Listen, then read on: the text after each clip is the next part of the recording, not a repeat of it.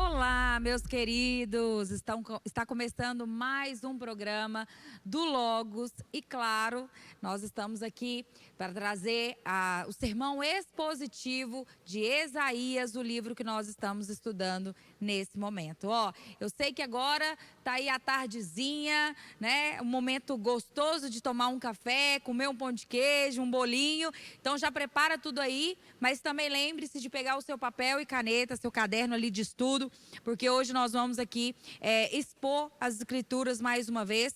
Então já vai abrindo a sua Bíblia aí em Isaías 45. E eu já quero te deixar avisado que, se caso você tiver alguma dúvida desse estudo, você pode entrar em contato comigo lá no meu Instagram, Renata Martins MP, tá? E você pode me mandar uma mensagem através do direct, fazendo a sua pergunta ou deixando ali o seu comentário a respeito desse estudo. Combinado?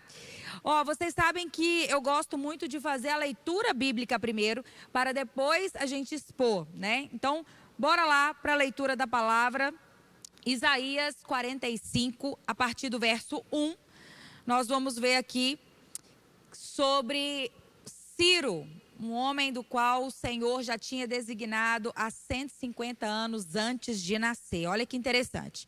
Vamos lá. Isaías 45, a partir do versículo 1, diz assim: assim diz o Senhor, o seu ungido, a Ciro, cuja mão direita eu seguro com a firmeza para subjugar as nações diante dele e arrancar as armaduras de seus reis, para abrir portas diante dele, e de modo que as portas não sejam mais trancadas.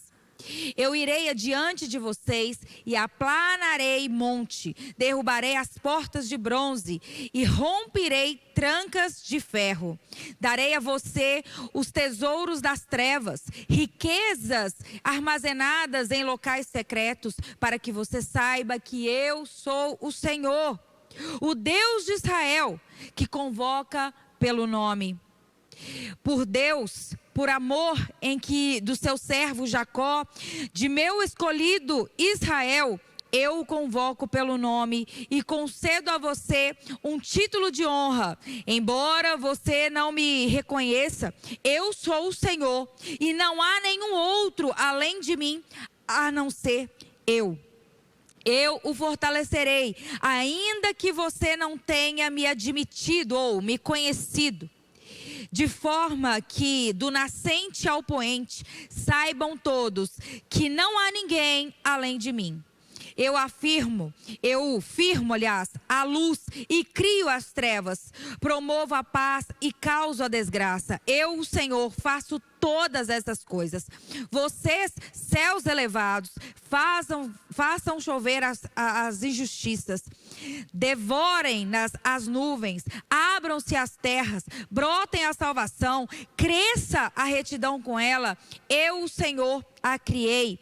Ai daquele que concede ao seu Criador, aquele que não passa de um caco entre cacos no chão.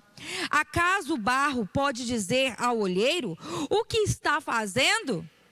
Será que a obra que você faz pode dizer: você não tem as mãos? Ai daquele que diz ao seu pai: o que você gerou? E a sua mãe: o que você deu à luz?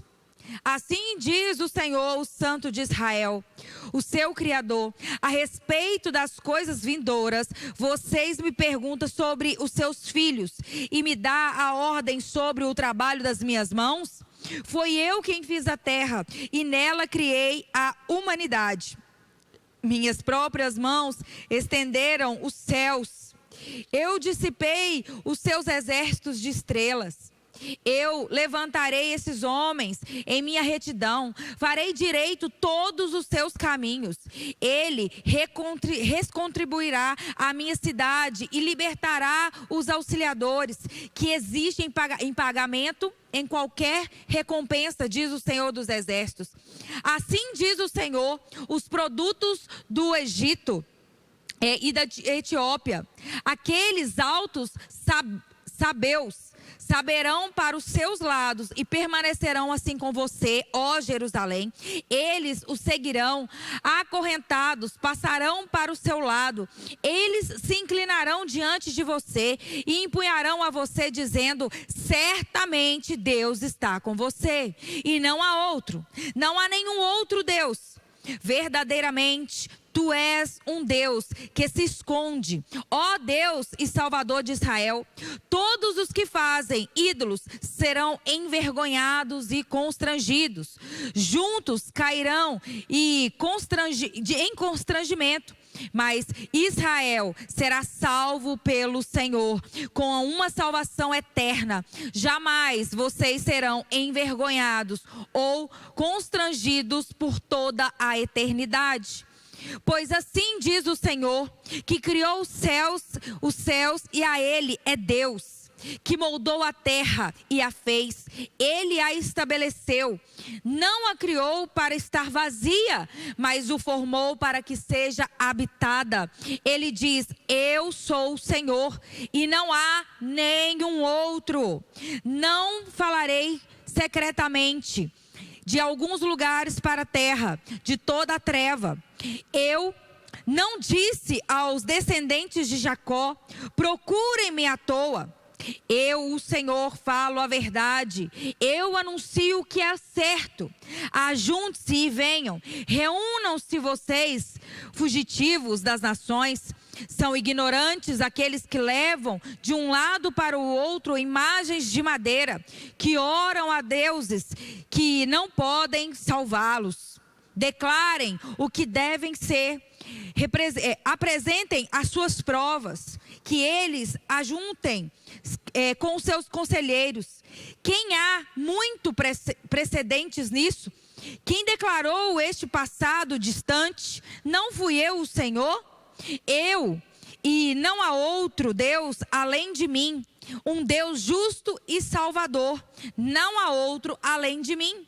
Voltem-se para mim e sejam salvos, todos vocês. Confiem na terra, pois eu, o Senhor, não há nenhum outro. Eu sou o Senhor e não há nenhum outro.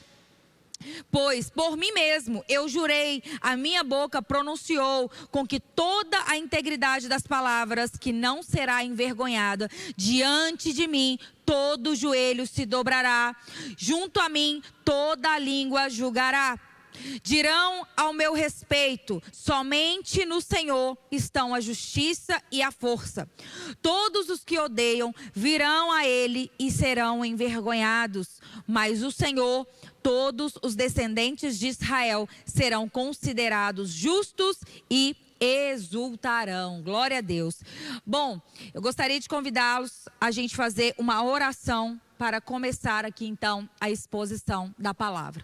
Pai, em nome de Jesus, aqui está a tua palavra, Senhor. Eu te agradeço, eu te exalto e eu lhe peço na autoridade do nome de Jesus, que o Senhor me use com graça, com autoridade, poder e glória, para o teu querer, Senhor, para a tua glória. Pai, em nome de Jesus, onde houver alguma pessoa, Pai, nos assistindo, nos ouvindo, que o coração de cada uma de nós venha estar aberto e receptivo pela tua palavra. Senhor, fale conosco como nunca antes. Traga a clareza da tua palavra, a revelação da tua palavra e nos mostre aquilo que o Senhor tem para nos mostrar hoje, em nome de Jesus. Amém? Bom, aqui nós estamos falando a respeito, de Ciro, Aqui está no capítulo 45 de Isaías. Vem agora o profeta Isaías falando de um ungido, um famoso ungido. Que ungido é esse? Que interessante, né? Aqui nós já podemos ver logo no versículo 1, quando a Bíblia diz assim: assim diz o Senhor ao meu ungido, a Ciro. Quando Deus está falando isso aqui, logo no primeiro versículo, gente, isso aqui era 150 anos antes do nascer de Ciro. Antes de Ciro vir a nascer, Deus já falava que ele era ungido, Deus já dava o seu nome e já trazia o seu propósito na terra. Eu quero te dizer o seguinte, que antes mesmo de eu e você nascer, Deus já tinha um propósito para nós. Deus já sabia, já tinha conduzido um propósito para mim e para a sua vida. E muitas vezes nós reclamamos do nosso nome, nós queremos trocar o nosso nome, mas Deus também é um Deus que já sabia qual era o nome que eu e você teríamos quando nascesse. O meu nome e o seu nome não é por um acaso. Olha só, 150 anos antes de Ciro nascer, Ciro já tinha nome, já tinha propósito e já sabia tudo o que seria feito. Mas o que me chama a atenção nesse versículo é que Deus chama ele de meu ungido.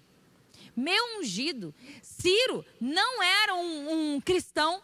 Ciro não era um homem temente a Deus. Não era um homem temente ao Deus de Israel. Pelo contrário, ele era um Deus que não acreditava, que era um Deus pagão. Isso nos prova que independente da pessoa que serve a Deus ou não, Deus usa. Se é para um propósito, Deus usa. Olha só que interessante.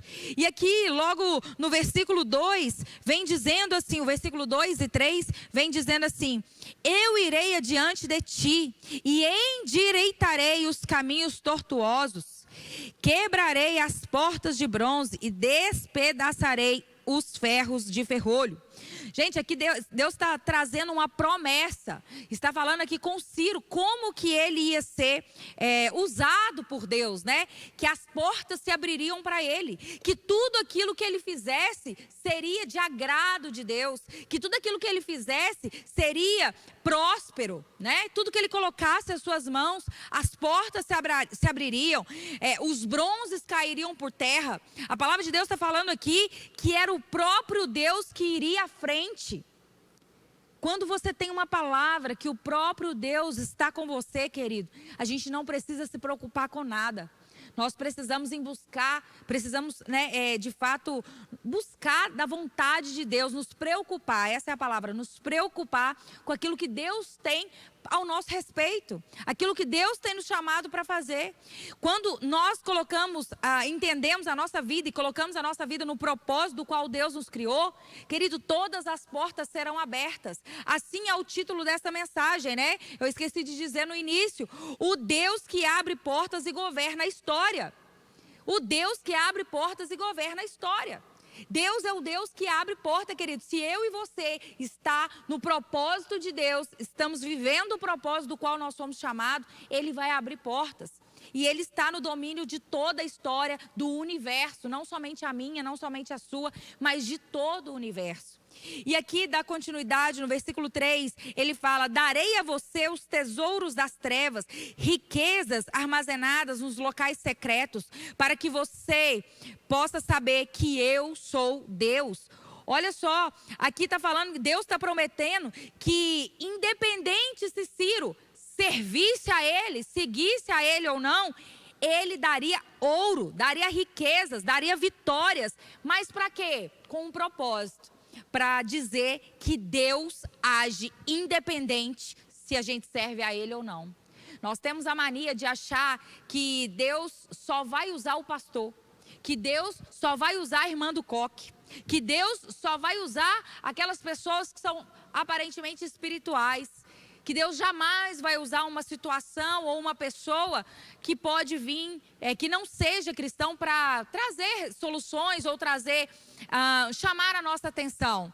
Muitas vezes a gente acha que precisa de um governo, e muito amor nas minhas palavras do que eu vou dizer, não quer dizer que eu não queira isso, mas muitas vezes a gente fica na cabeça que os nossos governantes têm que ser cristãos, porque só assim Deus vai usar. Não, querido, deixa eu te falar, mesmo com essa baderna que estamos vivendo nos dias de hoje no Brasil, com o governo que nós estamos vivendo, independente disso, nós temos que crer que a palavra de Deus de fato é verdadeira, e nós temos que crer que todos os líderes que são levantados em uma nação, em uma posição, é Deus quem levanta. E se Deus tem levantado esse governo no Brasil, creio eu e creia você, que é porque Ele quer moldar os cidadãos brasileiros, Ele quer nos moldar, quer nos constranger, quer fazer com que a gente busque cada vez mais Ele. Deus tem um propósito em todas as coisas, Ele faz acontecer todas as coisas. E assim está acontecendo aqui, né, com o Deus de Israel. O povo estava perguntando, mas por que dá tanta riqueza para aquele homem? E Deus já estava falando que independente se ele servisse ou não a Deus, ele seria totalmente abençoado. E no versículo 4 vem dizendo assim, por amor do meu servo Jacó, do meu escolhido de Israel, eu o convoco pelo nome e concedo você um título de honra, embora você não me reconheça. Ciro não conhecia Deus, mas Deus conhecia Ciro. Tá entendendo? Deus, ele conhecia, ele criou, é o criador daquele homem. Deus conhecia Ciro, conhecia os propósitos, o caminho, o coração daquele homem, mas Ciro não o conhecia. E não é por não conhecer que Deus deixou de cumprir aquilo que ele tinha que cumprir na vida de Ciro. Assim também é na minha e na sua vida. Quantas vezes eu e você, antes de nos convertermos, Deus nos usava. Deus nos usava de forma que a gente nem entendia. E hoje, como cristão, a gente fala, caramba, Deus me usou naquele tempo e olha que eu ainda nem o conhecia. Não interessa, querido. Ele te conhece. Ele me conhece. E independente da situação que eu e você estiver passando, assim como o povo de Israel, Ele nos conhece. Ele nos conhece. E no versículo 5 aqui, vem dizendo, eu sou o Senhor. Deus bate nessa tecla por várias e várias vezes, dizendo, trazendo a realidade de que Ele é o Senhor. A soberania de Deus continua. Mais um capítulo, Deus falando que Ele é soberano, que Ele é Deus. E Ele vem dizendo, não há nenhum outro além de mim, e não há nenhum Deus. Deus está garantindo mais uma vez e dizendo, eu sou o único Deus. Não há outro Deus. Na verdade, o povo estava voltando do exílio há mais de 70 anos. Então, muitos não sabiam, quem era a situação. Aliás, qual era a cidade de Jerusalém, como ela era, o que acontecia. Eles vinham de deuses pagãos, eles vinham adorando Deus pagão. Mas Deus traz eles aqui agora e fala, ei, esquece aquilo que vocês viveram. A partir de agora, entenda, eu sou Deus. Aliás, e é interessante que num versículo aqui na frente, que a gente vai ler, vamos dando seguimento aqui, que diz assim, eu fortalecerei ainda que você não tenha me conhecido. Olha só o que Deus está falando aqui. Mesmo que você não me conheça, eu ainda vou te fortalecer. Eu estarei com a minha mão direita, não é assim que diz aqui? Eu sou o Senhor.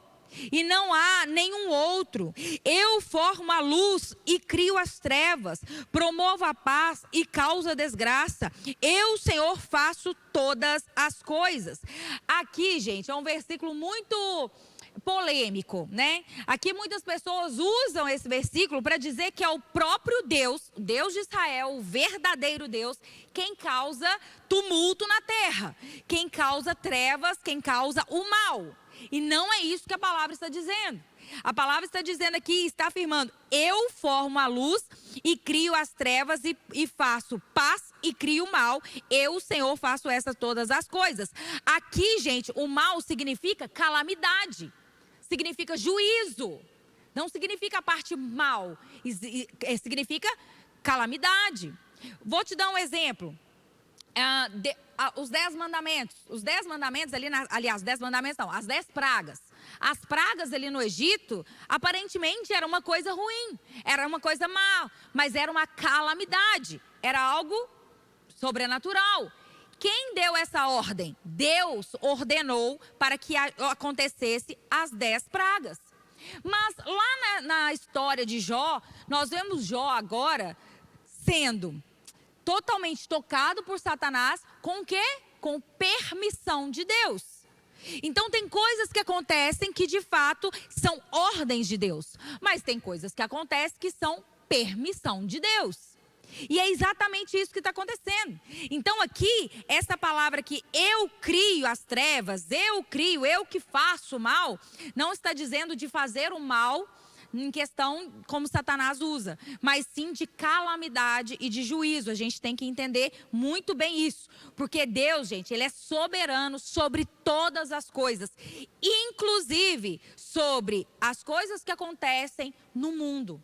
tá? Porque muitas vezes são ordens de Deus, mas muitas vezes é permissão de Deus. Até para o diabo agir, querido, ele tem que pedir permissão para Deus. Assim foi na história de Jó. A gente viu sobre isso, né? E aqui no versículo 8 em diante, vem dizendo assim: vocês, céus elevados, façam chover justiça, derramem as nuvens, abrace a terra, brote a salvação, cresça a retidão com ela. Eu, o Senhor, a criei. Ai daquele que contende com o seu Criador, aquele que não passa de um caco entre os cacos no chão. Acaso o barro pode dizer ao olheiro: o que você está fazendo? Será que a obra que você faz pode dizer: você não tem mãos? Ai daqueles que diz ao seu pai: o que você gerou? E a sua mãe: o que você deu à luz? O que ele está dizendo aqui, gente? Ele está dizendo exatamente assim, ó, é como se o barro, né? Vamos colocar aqui que esse copo aqui fosse um jarro de barro. Era como se eu, o Criador, tá? E eu aqui estou moldando esse vaso. É como se esse vaso aqui agora olhasse para mim e falasse assim: olha isso aqui, o que é isso que você está me moldando? Você está doido? Sabe, muitas vezes eu e você, a gente quer fazer isso com Deus. Muitas vezes a gente olha e fala: Deus, olha o que está acontecendo comigo. Deus, mas por que isso está acontecendo comigo? Deus, olha só essa situação. Mais uma vez isso está acontecendo comigo. Muitas vezes nós, como vaso quebrado, vaso de barro, a gente quer dar ordens no olheiro, naquele que criou. E é exatamente isso que está acontecendo aqui. Exatamente isso que a palavra está dizendo. Da mesma forma, falando com um pai: o que você gerou? Falando com uma mãe: o que você deu à luz?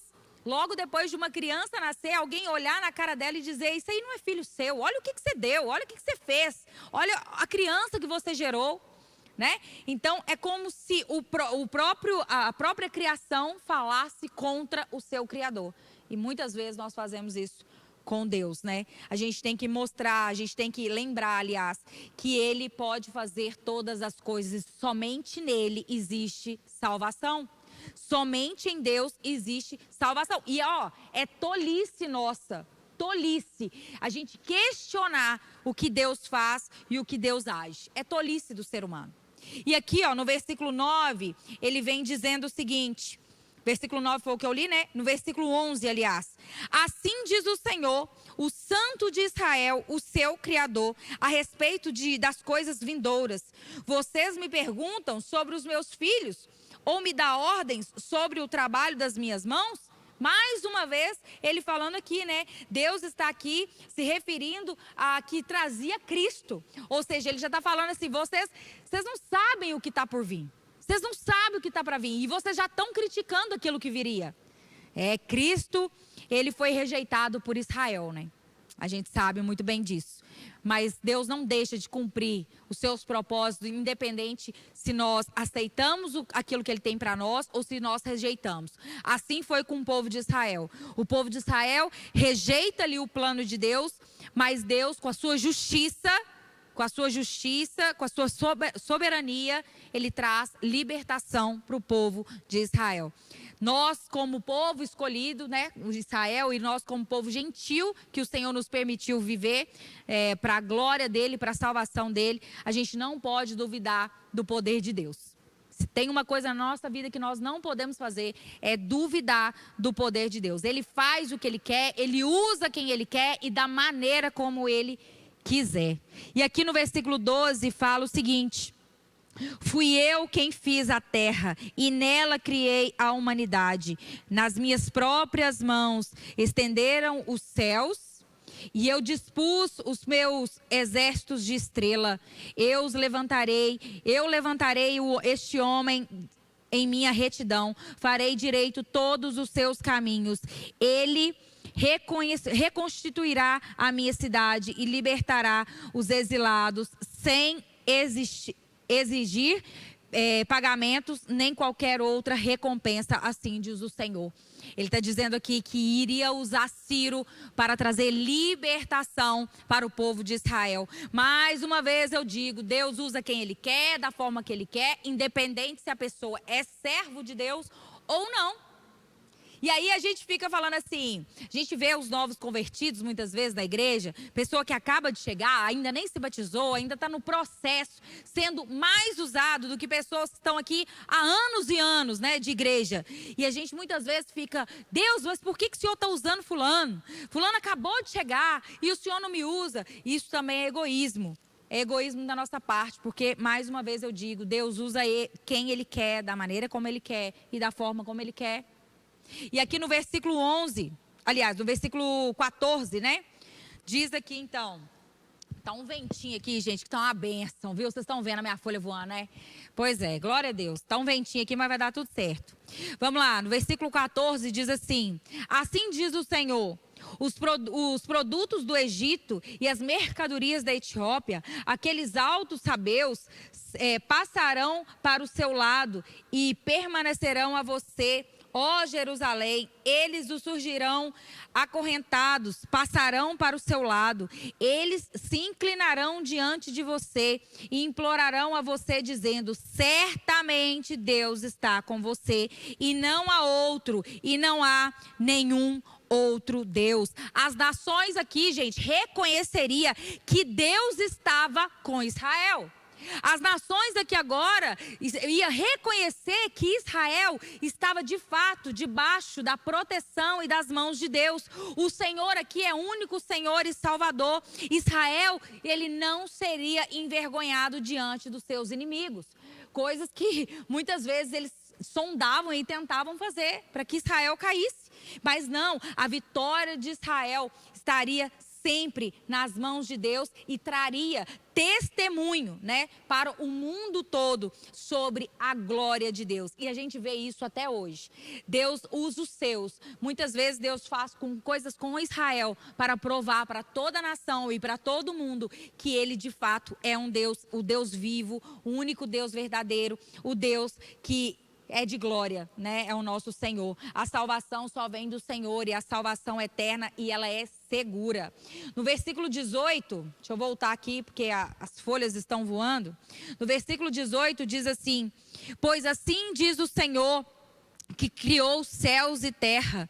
Ele é Deus que moldou a terra e a fez. Ele a estabeleceu, não a criou para estar vazia, mas o formou para ser habitada. O que Deus está falando aqui? Eu criei a terra, não foi para ser um caos. Eu criei a terra, não foi para ser o que está sendo hoje, mas pelo contrário, foi para ser habitada, para ser um lugar de paz, para ser um lugar tranquilo. Foi assim que ele fez em Gênesis. É assim que será na volta de Jesus, na nova Jerusalém. Assim se cumprirá. E aqui ele continua dizendo, certamente Deus... Aliás, no versículo 18, né? E assim ele diz: eu sou o Senhor e não há nenhum outro. Mais uma vez, Deus batendo na tecla, explicando e falando através do profeta Isaías para o povo de Israel que ele é soberano, que ele é o único Deus, independente dos deuses que eles já tinham conhecido.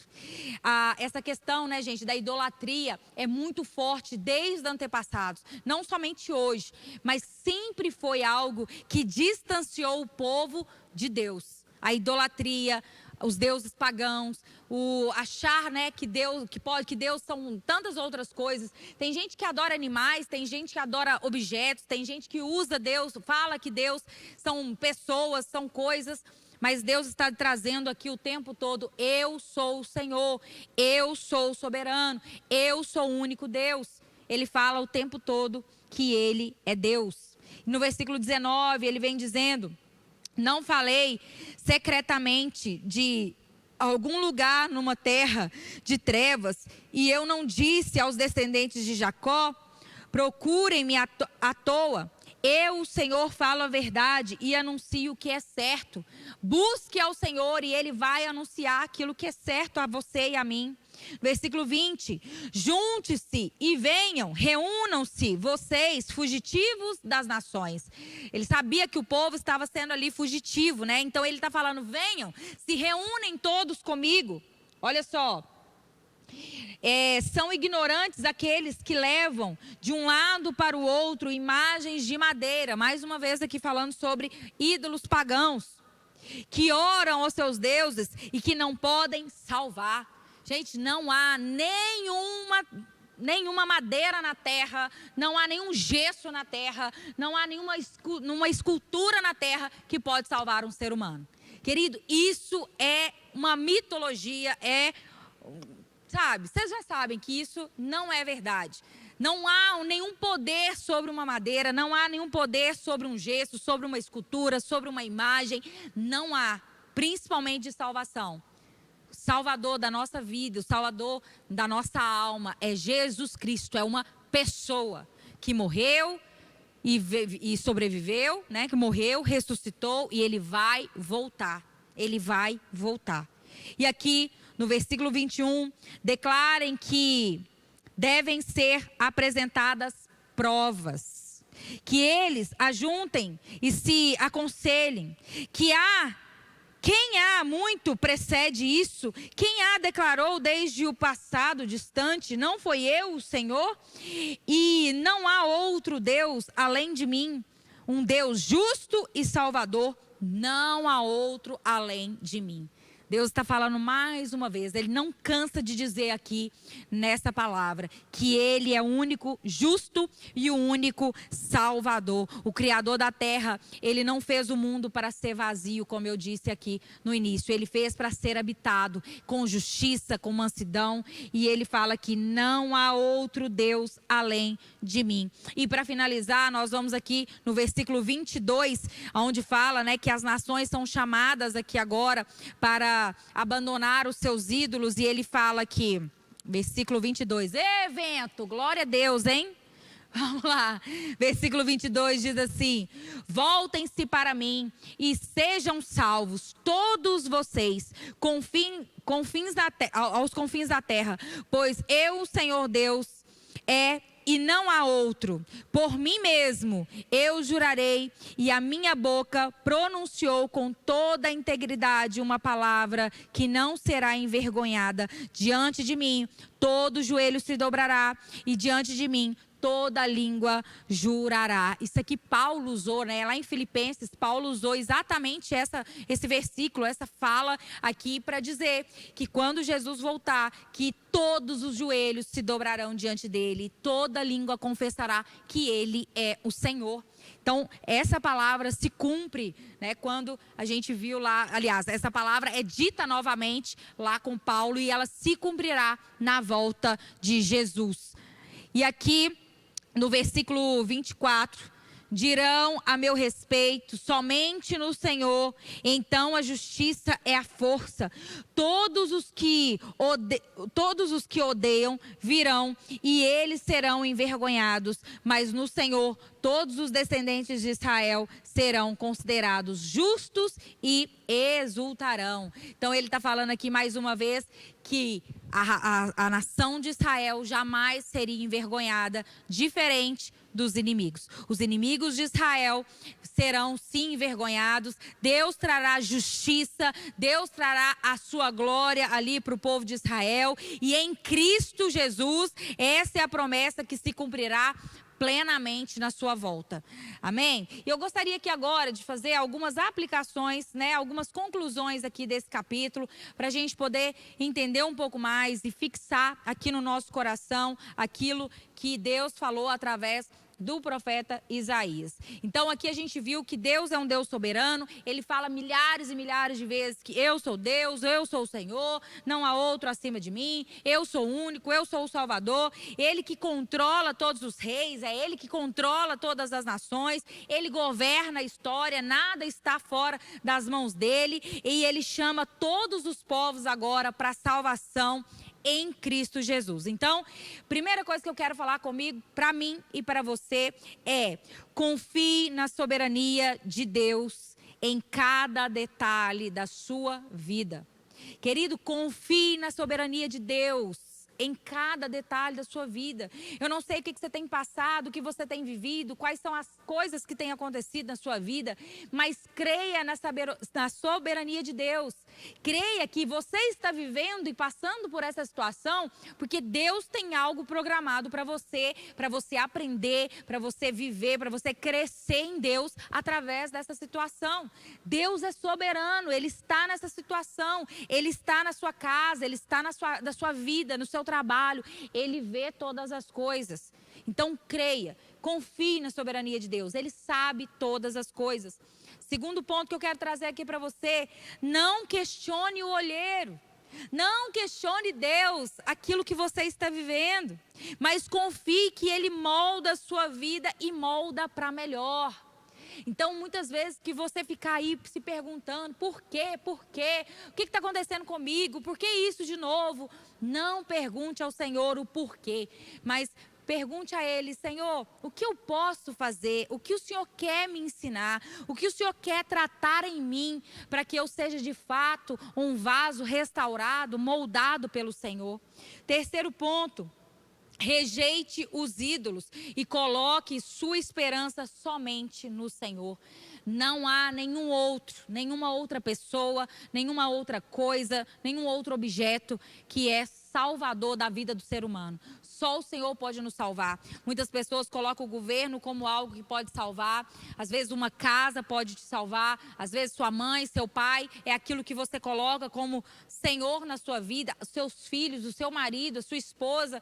Querido, em nome de Jesus, entenda, o primeiro na sua vida tem que ser Deus. Rejeite todos os ídolos e coloque a sua esperança no Deus verdadeiro, Senhor, o Deus de Israel. Quarto e último ponto, dobre o seu joelho ainda hoje diante de Cristo Jesus. Dobre o seu joelho e reconheça Ele como o único Senhor e Salvador. Querido, essa é a melhor decisão da nossa vida. A melhor decisão que eu e você podemos tomar é reconhecer Jesus como único Senhor e Salvador. E independente de qualquer coisa que estiver acontecendo sobre a minha vida e sobre a sua vida, entender também que Ele é soberano e Ele usa todas essas situações, não só na nossa vida, mas no mundo, para que o propósito dele se cumpra, para que a volta de Jesus aconteça, para que todas as promessas em qual ele deixou aqui na palavra venham se cumprir verdadeiramente. Então eu quero te convidar para a gente orar, para a gente finalizar aqui esse estudo em nome de Jesus. Pai, muito obrigado por essa palavra. Senhor, o Senhor é bom, o Senhor é soberano, o Senhor é perfeito em tudo que faz e o Senhor sabe de todas as coisas. Paizinho, em nome de Jesus, que a gente venha se humilhar diante do Senhor e reconhecer o teu senhorio. Pai, nós nos colocamos diante do Senhor com humildade, declarando que só o Senhor é Deus. E aonde houver, Pai, alguém aqui nos ouvindo, nos assistindo, que estava desviado dos caminhos do Senhor, ou que não conhecia o Senhor, Pai, que o Senhor aceite, receba essa pessoa agora, que entrega a vida dela ao Senhor, receba ela, escreve o nome dela no livro da vida, e que ela possa viver a eternidade ao lado do Senhor, assim como nós, em nome de Jesus. Amém? Glória a Deus. Bom, esse é o estudo de hoje, do capítulo 45 de Isaías. Mais uma vez eu te falo, caso você tiver alguma dúvida, esse texto é um texto bem complexo, bem complicado, mas se caso você quiser tirar alguma dúvida, entre em contato comigo no meu Instagram, Renata Martins MP. Você pode me mandar lá qualquer dúvida, qualquer mensagem, né? Um questionamento, uma pergunta, que eu vou poder te responder com o maior prazer, combinado? A gente vai ficando por aqui. Se Deus quiser, a gente volta semana que vem com mais um Legacy Logos. A gente fica por aqui. Até mais.